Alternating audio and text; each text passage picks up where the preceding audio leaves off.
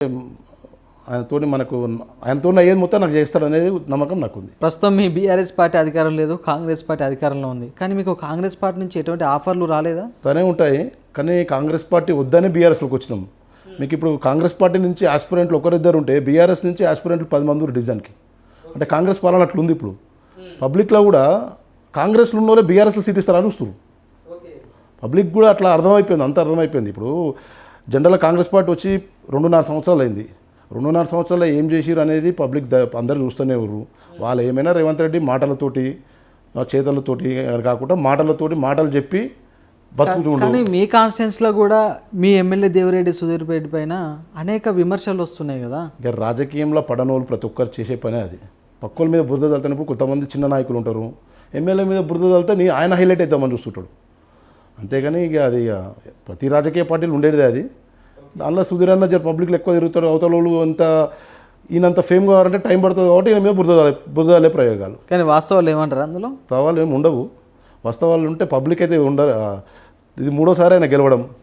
అంత కాంగ్రెస్ గాలిలో కూడా సుధీర్ అన్న టీఆర్ఎస్ నుంచి గెలిచిండు. అంతకుముందు గెలిచినప్పుడు ఫుల్ టీఆర్ఎస్ గాలిలో కూడా అన్న కాంగ్రెస్ పార్టీలో గెలిచిండు. అంటే వ్యక్తిగతంగా ఆయనకున్న అభిమానం, పబ్లిక్లో ఉన్న మంచితనంతోటే కదా.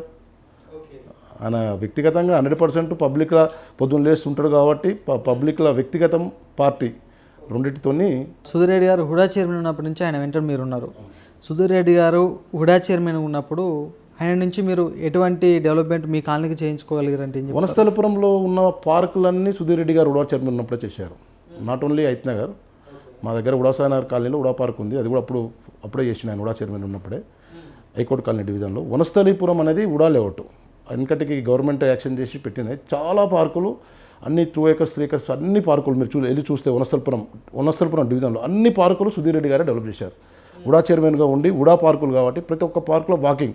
ఈరోజు మేము మార్నింగ్ వాకింగ్ వెళ్తుంటే అందులో సీనియర్ సిటిజన్స్ అనుకోండి అందరూ అప్పట్లో సుధీర్ రెడ్డి గారు కాబట్టి ఇంత మంచి మనకి పార్కులు చేయగలిగారు, ఇప్పుడైతే ఎవరు కబ్జా పెడుతురు అవి అని పబ్లిక్ కూడా మాట్లాడుకుంటారు. అట్లా మీకు ఉడా చైర్మన్గా ఉన్నప్పుడు ఇంచుమించు అన్ని పార్కులు. అదేవిధంగా పివి నరసింహారావు ఎక్స్ప్రెస్ హైవే అది ఉడా చైర్మన్ ఉన్నప్పుడు సుధీర్ అన్న వేసింది. ఔటర్ రింగ్ రోడ్ మార్కింగ్లో సుధీర్ అన్న చేసింది. ఇవన్నీ ఆయన ఉన్నప్పుడే అభివృద్ధి చేసినాయి. అదే విజన్ ఉన్న నాయకుడు కాబట్టి ఇవన్నీ ముందు ఆలోచించి మంచిగా చేసిండు. అదేవిధంగా లక్ష్మణ్ రెడ్డి గారు హైకోర్టు కాలనీ డివిజన్ నుండి ఎందుకు కార్పొరేటర్గా పోటీ చేయాలనుకుంటున్నారు అంటే ఏం చెప్తారు? ప్రజలకు సేవ చేయడం. ఇంకోటి నాకున్న అవగాహన ప్రకారం హైకోర్టు కాలనీలో ప్రతి గల్లీ ప్రతిదీ ఎక్కడ ఏం ప్రాబ్లం ఉంది అన్నిటి మీద అవగాహన, అన్ని కాలనీల మీద అవగాహన.